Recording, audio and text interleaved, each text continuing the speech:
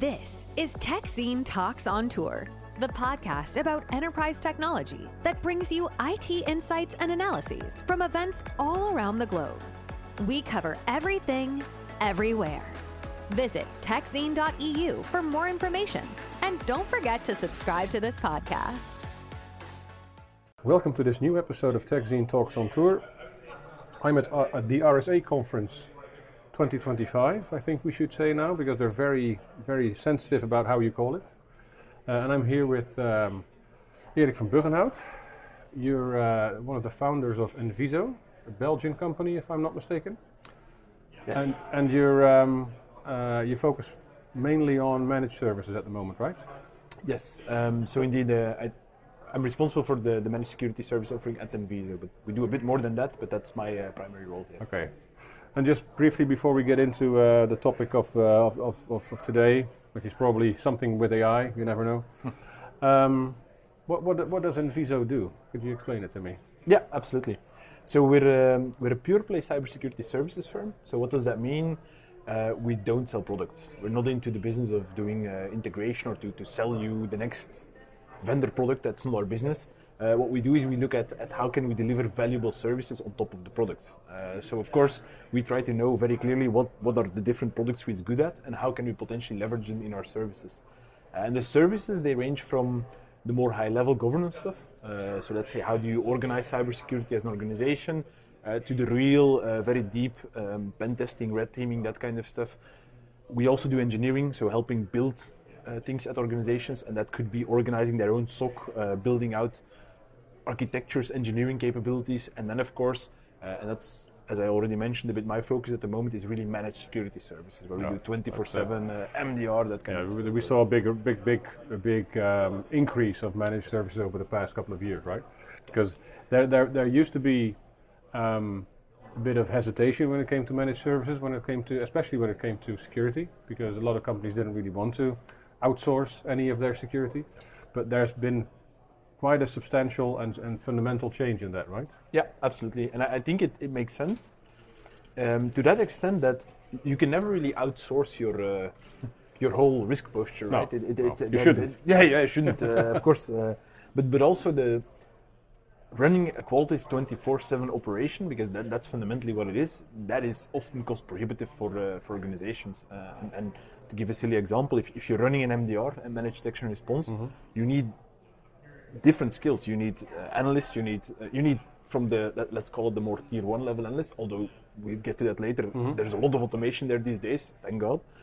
But it goes up to malware analysis, forensic experts, and that's a wide variety of different skill sets that most organizations just cannot afford to have on staff all the time. So it makes sense that they look into partners to help deliver that. Yeah. What I will say though is that we see more and more organizations which do a hybrid setup, and they basically outsource let's say the 24/7, the queues, the handling with all the massive wave of alerts. That's what they ask a managed security provider like us. The hardcore SOC stuff, basically. Yes, but when it comes to custom things, and that's of course very normal, business logic, well, we can be the best SOC analysts in the world at NVISO, but we will never know your full business as well as your own people. And I think that's for me where the magic sauce or the mix is. It's having an expert team on site for the hardcore stuff, and have your own mix, of course, on top of that still. And obviously you're also helped with by lots of rules and regulations that are impending or are already there, depending on in which country you are in Europe. If the legislation for NIS2 is already there, I mean Belgium was quite early. Yes. The Netherlands is famously late to the party, but these things also sort of have an implication for your managed approach, right? Because without a SOC, it's very hard to do the reporting duties for 24 hours, 72 hours and all that stuff. It's impossible without a SOC. Yep. And a lot of companies, they can't really build a SOC or keep it running. Yeah. So that also helps in the increase of managed services, I would expect. Absolutely. Although I will also say, and that's I laugh, but it's actually not that funny.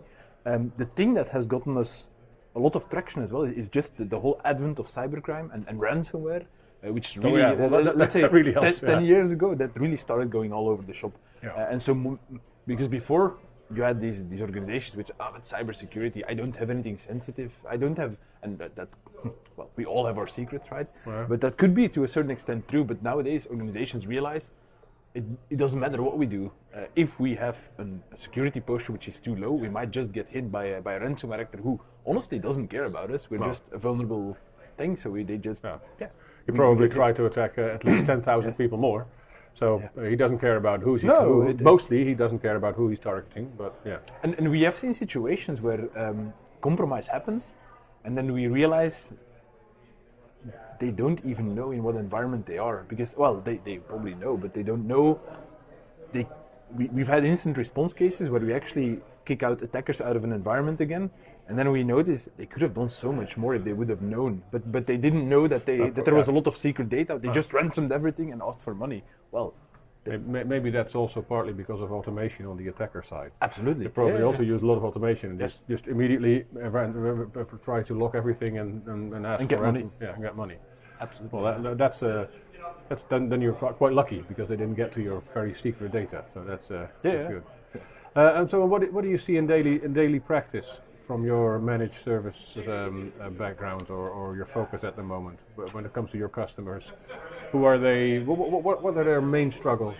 I mean, I would assume ransomware, but I mean, what's the? So you have the typical threat actors. There's of course cybercrime. Criminals get creative, and increasingly so they get creative to get money. So and they will employ. I would love to say the latest and greatest techniques, but to be fair, they will reuse things that work. And what still works is things like phishing. We know it; it's been around for ages. It's very difficult to deal with because it's just there's many different ways of doing it. It involves the human element, which can be fooled, and that's very annoying to fix. So that thing just keeps on happening, and we make. Is it even possible to fix? I've been kind of coming to the conclusion that it's maybe we shouldn't try to fix it anymore. Well, we make progress, and a good example of that is, and I don't want to talk too much about vendors. Microsoft is omnipresent, but they are. Take macros, Office macros, which is basically that used to be like the primary attack vector, and it's still there. But Microsoft, I think last year or 1 year and a half ago, they basically changed the default setting to have much more restrictions on macros, and that has indeed had a big impact on how cyber actors operate. Yeah. They now have to find another way of doing it, but it's a cat and mouse game. So they're adapting, but a big hole has been plugged now, but it's interesting to see how it, of course. Yeah, but then the water just tries to find another hole. Absolutely, and that's how we keep on going, and that is. And at one point, it actually annoyed me that with humans were really being blamed, like, but of course these people don't think and they click on stuff. Well, yes, but it's not that easy. I'm not a big fan of the old humans are the weakest link. No, but exactly. I don't like it. But no. We need to, as a cybersecurity industry, we should be able to have cybersecurity controls that users can trust. Yeah. And it's the truth is somewhere in the middle. But the whole about the user clicking that doesn't work. Well, I heard an interesting quote last week from somebody who attended one of our roundtable discussions, and he works for he worked back then. He worked for a big Dutch. Incident response company, and his CEO at the time, he said, "I click on links because I have a SOC." That was, I mean, but that is the mindset. At the end of the day, that we should work towards, right? Yes. So that people can do what they want. I mean, the attackers won't be successful. I mean, that's a dream. I mean, it's probably never going to happen, but it's about defense in depth, and the whole point of. If your entire organization grinds to a halt because someone clicked the link, then you have a very different problem. Because technically, let's say the user clicks the link, there should be controls in place on your endpoint to stop any payloads from executing. There should be, for example, web proxy controls to see, okay, but what are you connecting to? And then if all of that fails, you still should have a detection and response capability to see it and to nip that in the bud, that attack. Yeah. So, but obviously, one of the problems with defense in depth is that usually entails many different tools and many different controls and many different platforms and all that stuff, and that makes it even worse. Yeah. I see a lot of an increase in platformization at the moment, but then on the other hand, I don't see the total number of security companies decreasing. Yeah. A bit. How does that work? Yeah, it's a very good point. And a big problem I find is that we keep on throwing tools at the problem. It's like, but we need a tool for this, and then we need a tool for that, and then we need another tool for this. But at the end of the day, it's very often about the fundamentals and use what you have, because there are. You would be surprised by how many security configurations you can get right by configuring your existing systems well. And it's about processes, of course. It's about the whole patch management, these kind of things. It's about asset management, knowing what you have, what are you going to protect. The old chestnuts. Yes, but those are not, the problem is those are not the easy ones to fix. It's not, you don't have a checkbox, there's no setting to fix them. No, but they are the fundamentals.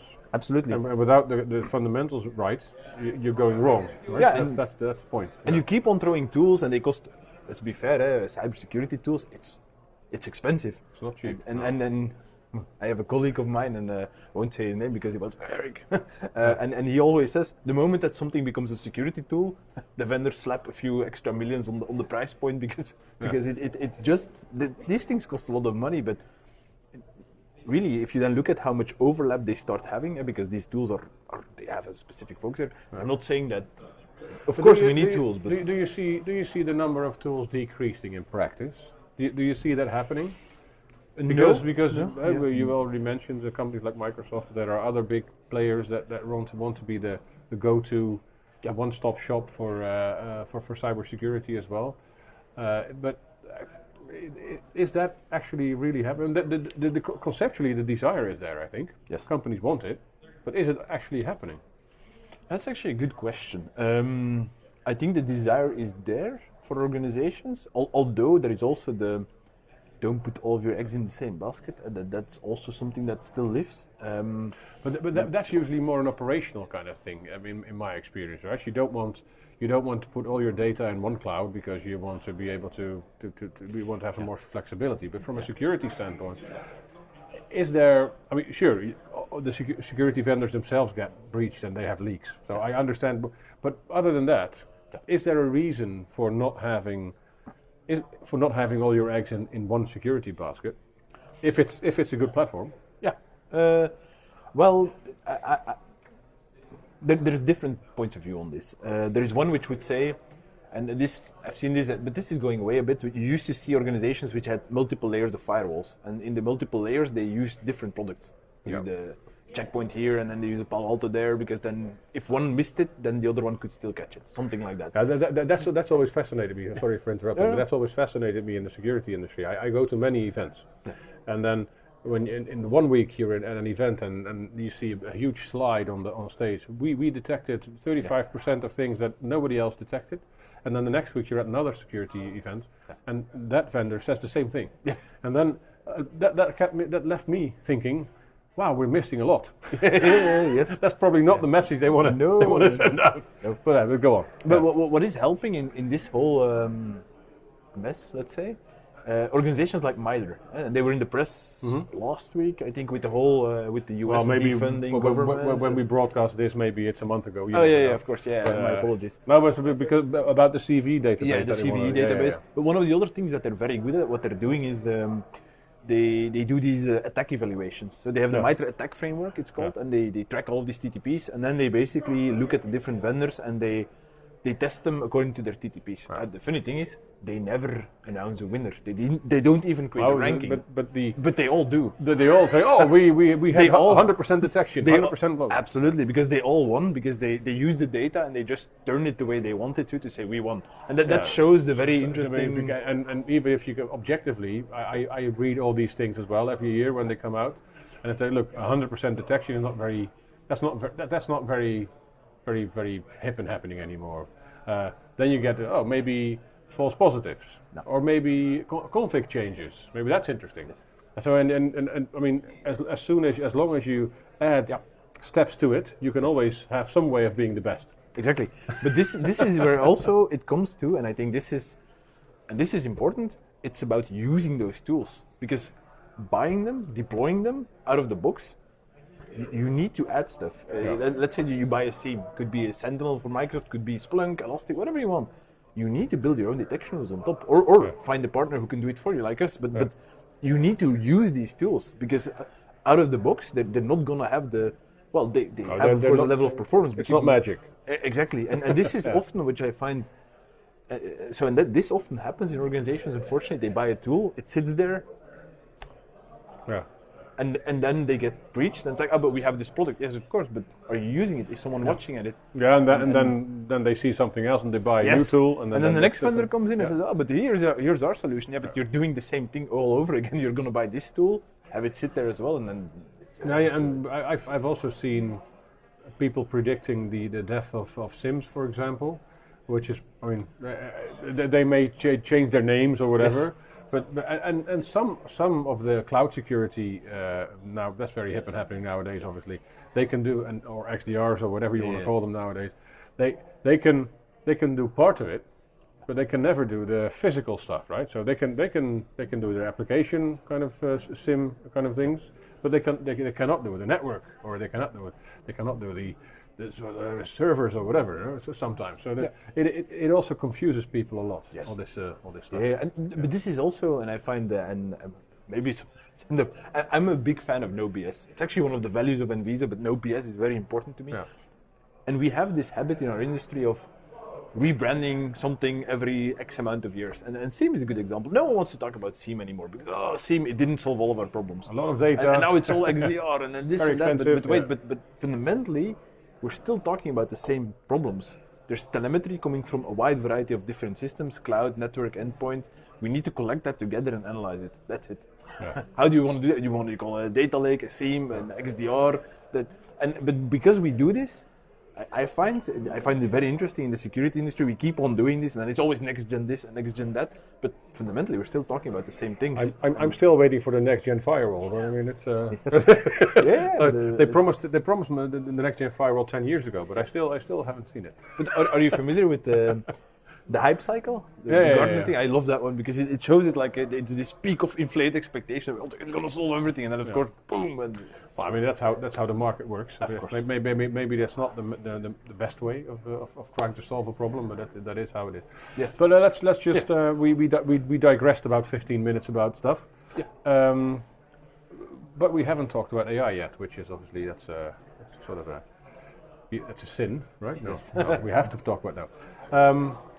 But because I get the impression, looking at it from a relatively the sidelines, I get the impression that AI, it's going so quickly that it's virtually impossible to secure. I mean, that's a bit maybe too much, but I see. So last year at RSAC conference, it's nowadays. Sorry, I should say it right.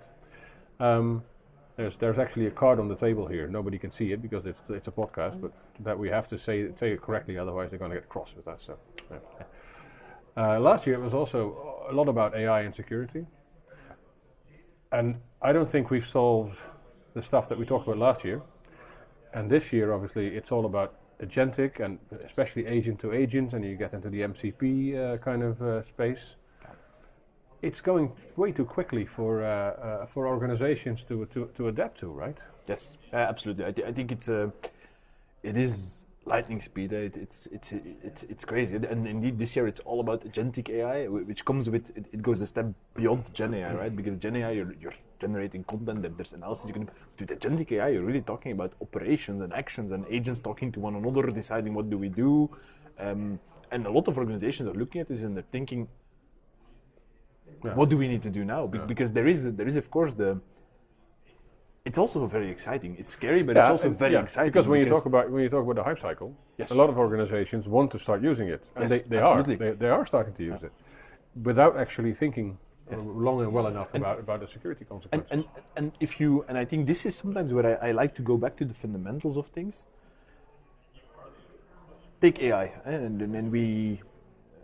A simplistic example is of course you have Microsoft Copilot. There's many different, there's a whole ton of them, but principally speaking, it's the same aspect. Is someone asks questions about their day-to-day work to this Copilot, this AI assistant, which is sitting next to them, and saying, "Oh, I can help you with that." How do you make sure that assistant is not suddenly sharing the deepest secrets of the company with this person who's asking the question? And then you get to data classification, which is a fundamental. So it's an older thing, No. but it's not easy solvable. And that now becomes a very big topic.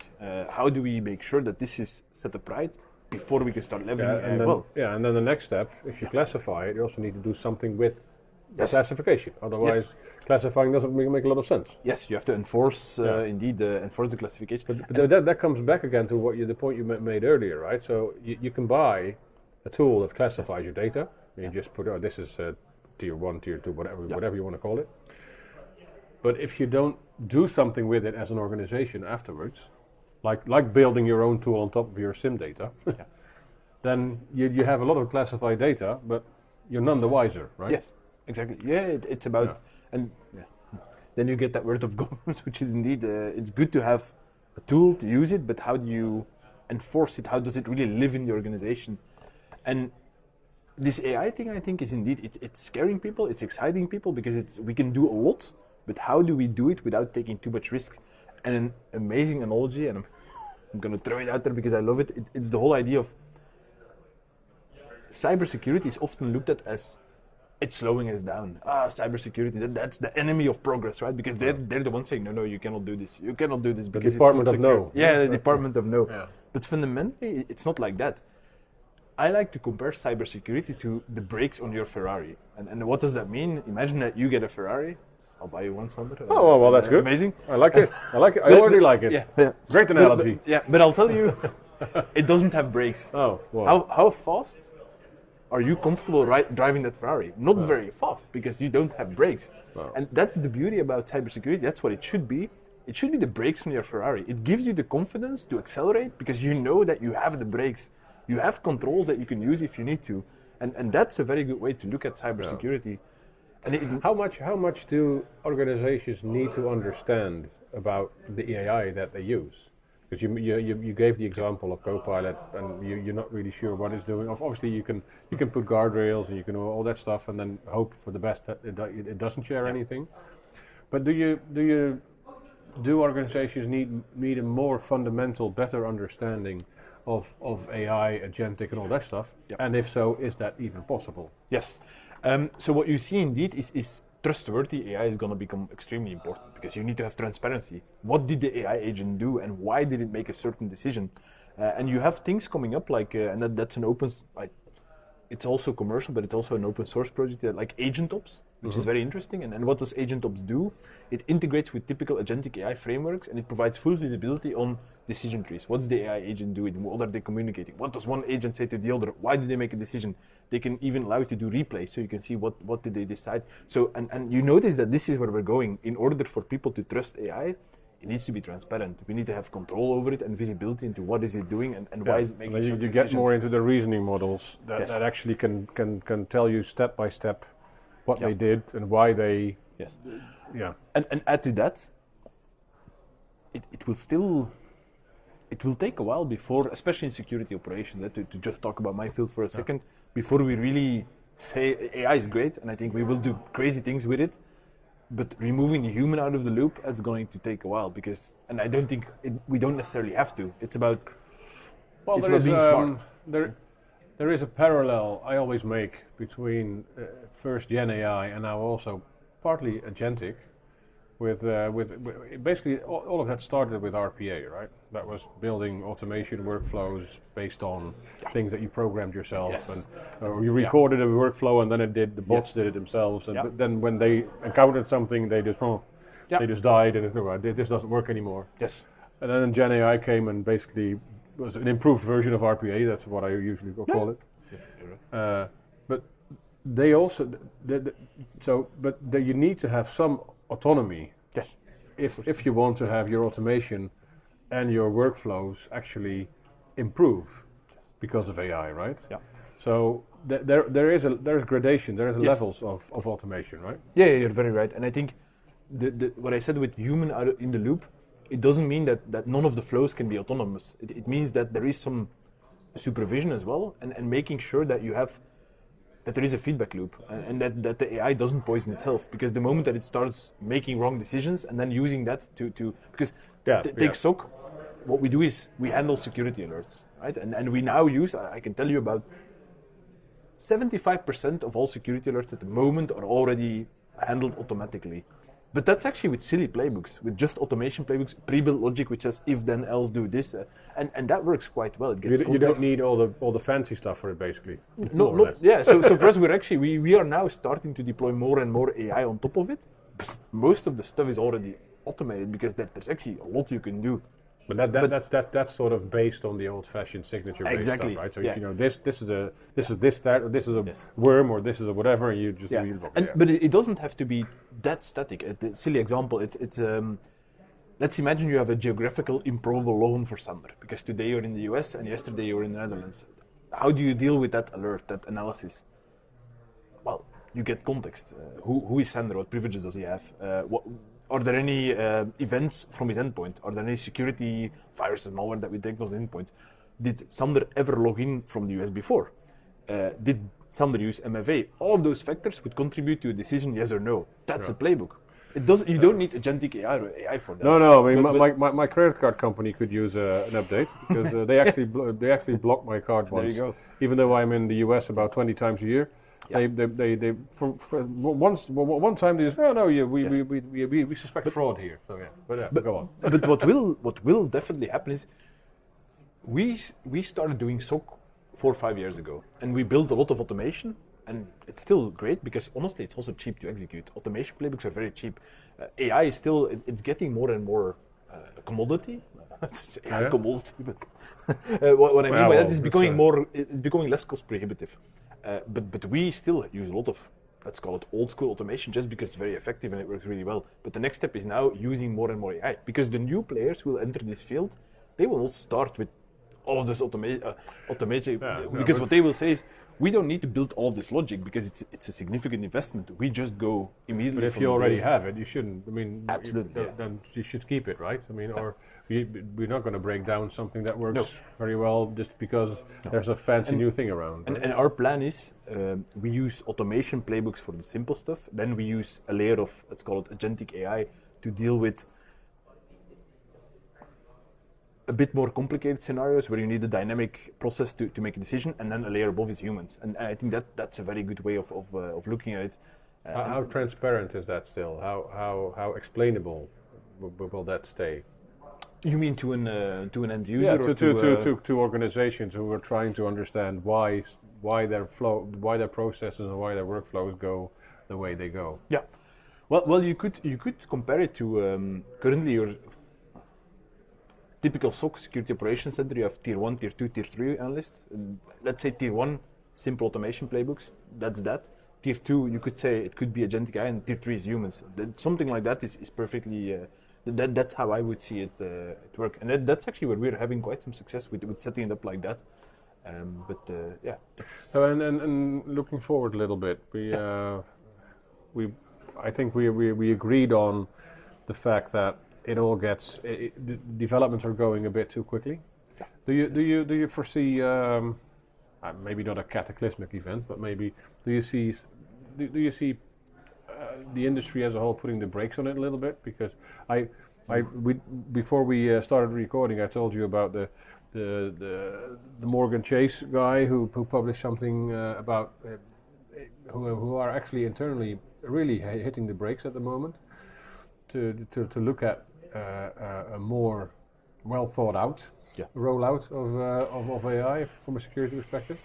Do you see that happening? I don't. But no, it's a bit like an arms race. And okay, we're a commercial company, right? So it's not real arms, but who's gonna tell us that we need to stop? And of course, internal organizations, I get it. We need to be mindful of getting our fundamentals sorted and a good approach on how do we leverage AI, how do we do it step by step. But the vendors, if they slow down, their competition is not going to slow. For them, they're all in the race, and it's very similar to the whole. Well, unless obviously all the organizations say, "Look, it's all very nice that you're doing, but we're not adopting it yet." Exactly. But that's. But how realistic is that? To get a commercial organization to slow down, their customers have to say, "You need to slow down." Yeah.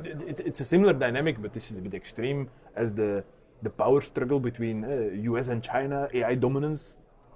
No. They know none of them is going to slow down because they know the other one is not slowing down. So we live in very interesting times. But you've seen from the past that an arms race can actually stop right? Yes. I mean, the nuclear programs. Yeah. Let's not get into too much No, world politics, but Yes. there are reasons to stop an arms race. Yeah. But I mean, then all the different variables should align. And the stakeholders have to talk to one another and say we all agree that we need to. Yeah.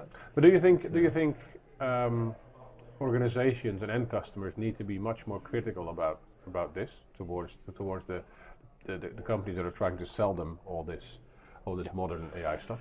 Yeah, I think it's fundamentally what becomes more and more important is critical thinking, just the ability to think critically about what is this and where is it coming from. That's a big ask for a lot of people.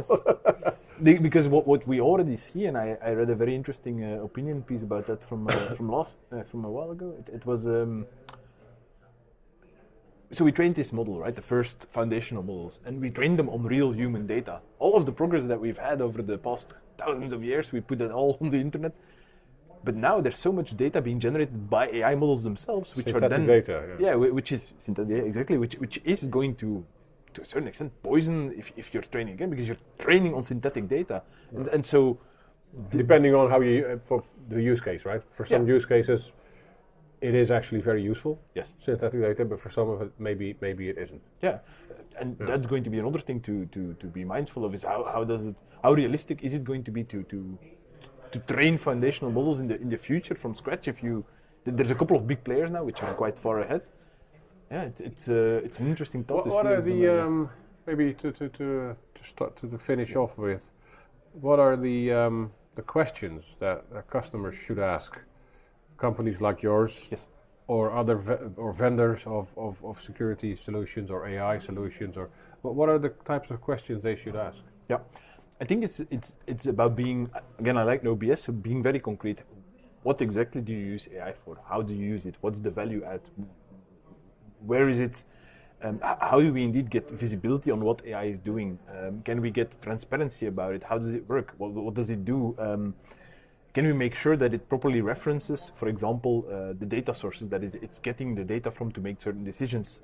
So I think it's about transparency. It's about knowing, and this is sometimes tricky because it will also lengthen processes as well, right? So in terms of sales processes, because you're doing your due diligence much better than and what security vendors don't like. Well, I have to be careful not to be too broad, but what they often don't like is the question: how do you do what you do? For example, how do you build your detections? And then you get these sometimes answers like, but it's proprietary, and this. That's not going to work. That's not going to do it with AI. We need to be transparent. No, they usually like it when you're so in awe of the demo you've seen that you immediately sign and like, I want this. Yes. Yeah. And but that's not how we should look at it in the age of AI and agentic and all that stuff. There needs to be much more explainability. So that also means that the vendors themselves and you also have to do some more studying and some more explaining. Yes. To your customers. Absolutely. Yeah. But I always find that the best approach is to just be transparent about what can we do, what can we do, why do we do certain things in the way we do them. I think it's about building trust. I've always been a big fan of transparency and security, but it's extremely hard. Yes. Because nobody wants to tell anyone. It's the same thing, like the platformization that we talked about earlier. A lot of companies that are offering security platforms are calling themselves open.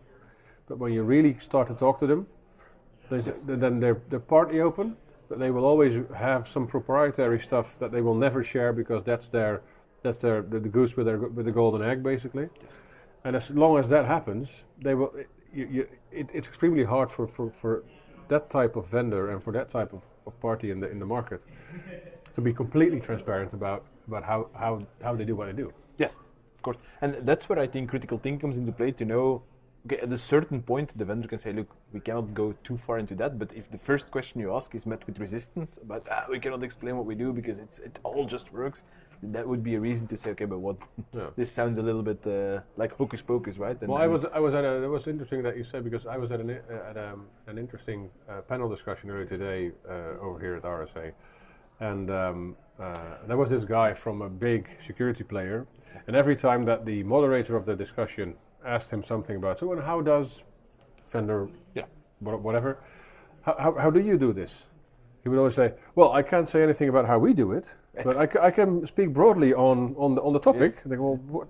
Yeah, but then you have a lot of self-importance, I think, Yes. if you do that. I mean, and yeah, but absolutely. I sometimes think we're all it's all rocket science. Let's just talk about what we do, how we do things. We all have, I think at the end of the day, everybody wins if we do that. and what a good example, because just thinking about your question earlier as well on the what do organizations need to ask and how fast can they go? The Copilot rollouts of Microsoft, the biggest issue they're encountering to roll it out, the biggest resistance they're getting from companies, it's data security. So you notice that, and I was actually quite happy about that, to understand companies are actually thinking ahead. They see this risk and they're like, if we do this, we need to get data security in order. Well, that also means that we did a good job as Yes. journalists, because that's what we have been telling. Yeah, but as well. it's a good reflection. Yes. Yeah. And of course, the advantage for a vendor like Microsoft is, well, we have a solution for data security. So there you go. So it's a win-win. Fundamentally, it's a very interesting. Yeah, and also the understanding. What I also quite liked is somebody that was not related to security, but I think it also really plays well in the security debate. Is that the differentiator is rarely the AI. Yeah. The differentiator is always the data, and that goes for AI that you put on top of data to actually create stuff for your organization. But it also goes for using for securing AI, but also for using AI to secure your company, right? But you can use the best AI, but if your data is not in order, then your data security is not going to happen either, because then we got to get back to the classification thing. Yeah. I think that's that, because we tend to talk so much nowadays about the AI and how that works and how interesting fast that is. the model is and and the token length on this. in the end, if you have the ideal AI model and you set it loose on rubbish data, disaster waiting to happen. so then the same goes for security. If you have an AI model that is trained on the wrong data, Yes. it doesn't really do anything for you either. No. Yeah, and I like the saying that AI is going to scale what you have much harder and much faster. Yeah. And if what you have is chaos or bad, then it's going to scale that chaos, and that is important. Yeah.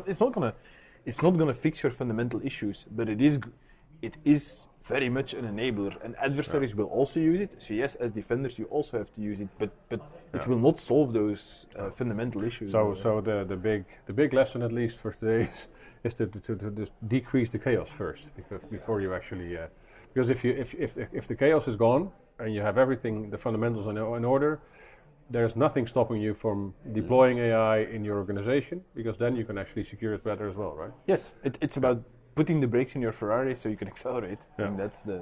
All right, and I will keep you to the Ferrari promise, but with brakes, please. Otherwise, no. I'll do my best. But thanks for joining. Thank you. Thanks so much for tuning in to this episode of Techzine Talks on Tour. If you're enjoying the show, please feel free to rate, subscribe, and leave a review wherever you listen to your podcasts. That helps others find the show, and we greatly appreciate it. If you'd like more information, please feel free to visit techzine.eu, where we cover everything, everywhere. Thanks again for listening, and we hope you'll join us again on the next episode of Techzine Talks on Tour.